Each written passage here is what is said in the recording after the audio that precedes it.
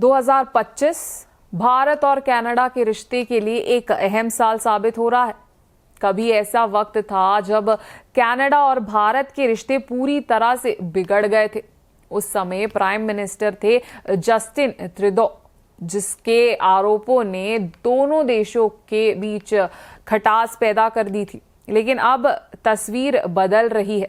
नए prime minister mark Carney के नेतृत्व में कनाडा ने एक बड़ा कदम उठाया है। 29 सितंबर को कनाडा सरकार ने लॉरेंस बिश्नोई गैंग को टेररिस्ट ऑर्गेनाइजेशन डिक्लेयर कर दिया। ये फैसला भारत और कनाडा दोनों के लिए बहुत इंपॉर्टेंट है। सवाल उठता है, इस कदम का असर क्या होगा और क्या इसे भारत कनाडा के रिश्ते में नई शुरुआत हो पाएगी। जून 2023 याद कीजिए। खालिस्तानी टेररिस्ट हरदीप सिंह निज्जार की हत्या के बाद कनाडा के उस वक्त के प्राइम मिनिस्टर ट्रूडो ने भारत पर आरोप लगाया था। उन्होंने कहा था कि इस मर्डर में भारत का हाथ है। भारत ने इस आरोप को पूरी तरह खारिज कर दिया। उसके बाद से दोनों देशों के रिलेशंस बहुत ही टेंस हो गए थे। लेकिन अब हालत बदल रही है। नए प्राइम मिनिस्टर मार्क कार्नी एक प्रैग्मैटिक लीडर माने जाते हैं। उन्होंने जून 2025 में पीएम मोदी को G7 समिट में इनवाइट किया। अगस्त में दोनों देशों ने नए हाई कमिश्नर्स अपॉइंट किए। सितंबर में कनाडा की national security adviser Nathalie Drouin Bharat आई। ये वही ऑफिसर है जिन्होंने पहले भारत के खिलाफ लीक किए गए थे, लेकिन इस बार उनका मकसद था रिश्ते सुधारना। क्लियर है कि अब माहौल बदल रहा है। कनाडा सरकार ने एक प्रेस रिलीज जारी की। उसमें कहा गया कि लॉरेंस बिश्नोई गैंग कनाडा के इमिग्रेंट एरियाज में एक्टिव है।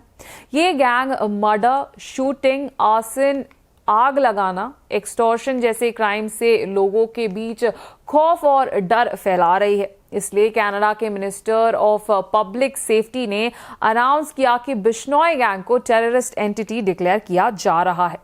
अब उनके बैंक अकाउंट्स फ्रीज होंगे, प्रॉपर्टी जब्त होगी और उनके एसोसिएट्स को सख्त सजा मिलेगी। भारत कई सालों से कनाडा से कह रहा था कि इस गैंग पर एक्शन लो, क्योंकि बिश्नोई गैंग कनाडा की जमीन से भारत में क्राइम्स करवाता है और वहीं से फंडिंग भी होती है।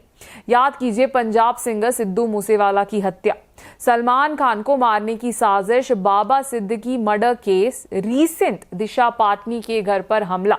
इन सब में लॉरेंस गैंग का नाम सामने आया है।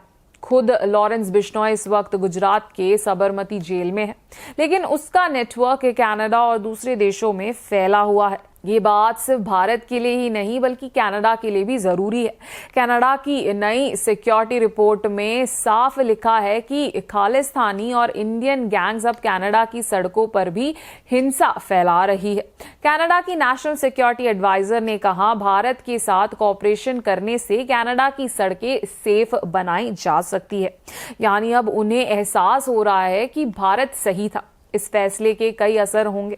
पहला, गैंग की फाइनेंशियल सप्लाई कट हो जाएगी। दूसरा, कनाडा की एजेंसीज को इंटेलिजेंस इकट्ठा करने में आसानी होगी। तीसरा, भारत और कनाडा के बीच सिक्योरिटी कोऑपरेशन बढ़ेगा। और चौथा, रिश्ते में आई दरार धीरे धीरे भर सकती है। तो क्लियर है कि भारत की लगातार कोशिश के बाद आखिरकार कनाडा ने एक कड़क कदम उठाया है। लॉरेंस बिश्नोई गैंग को टेररिस्ट ऑर्गेनाइजेशन डिक्लेयर किया गया है। सवाल अभी भी वही है, क्या ये कदम भारत और कनाडा के रिश्ते में एक नए चैप्टर की शुरुआत करेगा?